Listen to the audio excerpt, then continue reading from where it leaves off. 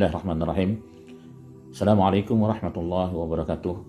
Innal hamdalillah nahmaduhu wa nasta'inuhu wa nastaghfiruh wa natubu ilaih wa na'udzu billahi min shururi anfusina wa min sayyiati a'malina may yahdihillahu fala mudilla lahu wa may yudlil fala hadiyalah. Asyhadu an la ilaha illallah wa la syarika lah wa asyhadu anna Muhammadan abduhu wa rasuluhu alladzi la nabiyya ba'dah. Amma ba'du.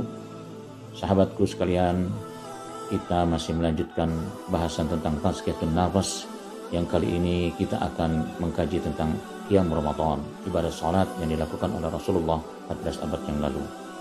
Begitulah sebuah gambaran Rasulullah melaksanakan ibadah di bulan Ramadan, tidak tergesa-gesa melaksanakanlah esensi dari pelaksanaan ibadah salat.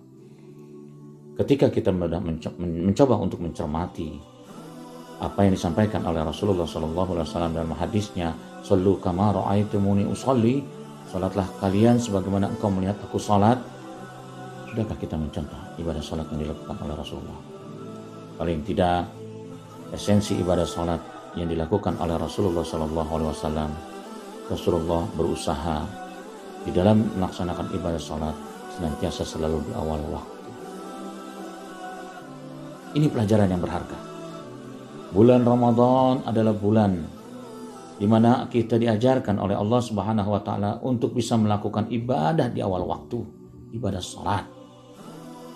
Karena kita tahu ibadah salat adalah ibadah yang pada hari kiamat nanti tidak ditanya amal-amal kita yang lain kecuali bagaimana keberadaan ibadah salat kita. Aina salatuka, aina salatuka, aina salatuka.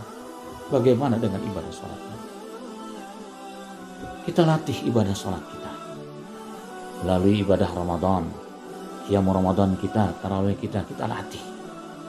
Bagaimana yang diajarkan oleh Rasulullah 14 abad yang lalu. Rasulullah mengajarkan kepada kita untuk membiasakan diri salat di awal waktu. Karena itulah perintah dari Allah Subhanahu wa taala.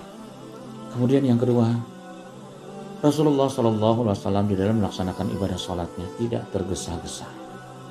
Karenanya tumaknina menjadi hal yang niscaya di dalam melaksanakan ibadah salat. Nyaman, tenang kita melaksanakan ibadah salat karena kita tahu as-salatu mi'rajul mu'minin. Ketika kita melaksanakan ibadah salat, sesungguhnya saat itu kita sedang berhadapan-hadapan dengan Allah Subhanahu wa taala. Kita sedang berhadapan dengan Allah Subhanahu wa taala. Karena itu, berikanlah yang terbaik di dalam ibadah salat kita. Latihan kita di dalam qiyam Ramadan ini. Kemudian setelah kita bisa melaksanakan ibadah dengan tenang, maka akan hadirlah nilai kekhusyuan di dalam ibadah salat kita. Kalau kita membaca di dalam salah satu kitab, Imam Al-Ghazali di dalam kitabnya mengajarkan kepada kita untuk kita bisa melaksanakan ibadah khusyuk, paling tidak ada 3 tahapan untuk kita bisa sampai kepada khusyuk yang sesungguhnya. Tahapan yang pertama adalah khusyukul awam. Bagaimana orang yang awam khusyuknya, pada umumnya orang yang khusyuk itu seperti apa? Kata Imam Al-Ghazali di dalam kitabnya Ihya Ulumuddin, khusyuknya orang awam, dia mengetahui apa yang dia lakukan di dalam ibadah salat dan apa yang dia baca di dalam salat.